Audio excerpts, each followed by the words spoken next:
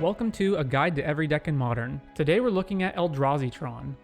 Eldrazi Tron, or E-Tron, is an aggressive mid-range deck that leverages the mana generated by the Urza Tron lands in Eldrazi Temple to power out big creatures Thought-Knot Seer and Reality Smasher. Unlike traditional mono Green Tron, it eschews the consistency that Green brings in favor of beefy, aggressive creatures and other threats like Baby Karn and Baby Ugin. Despite its big mana possibilities, this is more of a mid-range deck than a ramp deck, but with a ramp late game.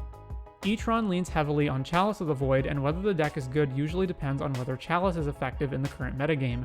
Otherwise, the deck lacks a good early game and stumbles when it fails to assemble Tron or find Eldrazi Temple. Speaking from personal experience, Mono Green Tron was my first modern deck and I played it for over a year. Having played with and against both versions many times, I can say that traditional Mono Green Tron is the better deck and it's not even close. Mono Green Tron is far more consistent with a higher density of overpowering haymakers and thus has much better turn 3s and mid-late game power, with additional ability to dig for cards with Ancient Stirrings and Eggs. Not only is E-Tron less consistent and susceptible to all the same land hate that targets traditional Tron, it can also be attacked from a creature removal angle and runs out of gas more. And while it should hypothetically have a better early game due to Chalice of the Void and Matter Reshaper, in practice the deck usually isn't doing anything particularly powerful until turn 3 when it drops Thought-Knot Seer.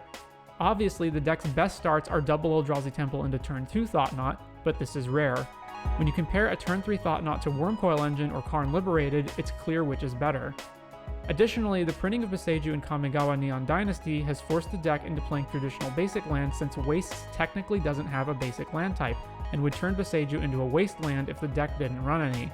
This may incline the deck to play green cards since it's running green lands anyway, at which point you may as well just switch to the better version.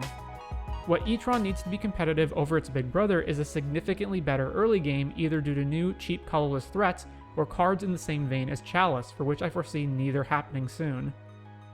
Aside from that, like Big Tron, E-Tron has a limited sideboard, lacking colors and having to devote many spots to Baby Karn. Cards that can be easily boarded are Chalice in matches where they're irrelevant, and the same applies to Dismember and the big mana cards. Though it contains some artifacts and Karn, artifact hate is generally not too effective against it unless you specifically need to deal with Chalice of the Void. Like regular Tron, the best way to attack it is its lands, though removal for big creatures like Solitude is also effective. In a point in favor of E-Tron, it has less polarizing matchups than Big Tron does, since Big Tron gets run over by combo and aggro decks, whereas E-Tron can potentially fight those decks in the early game using Thought-Knot and Chalice of the Void.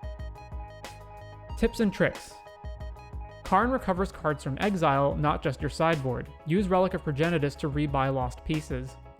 Eldrazi Temple can pay for any Eldrazi, not just your creatures. This includes All Is Dust. The mystery cards you get from Matter Reshaper and Ugin the Ineffable Spirits are often worth more than the bodies themselves. It can be profitable to suicide attack or dismember your own creatures to gain access to them. If you fetch Torpor Orb with Karn, note that it shuts off your own Thought-Knot Seer.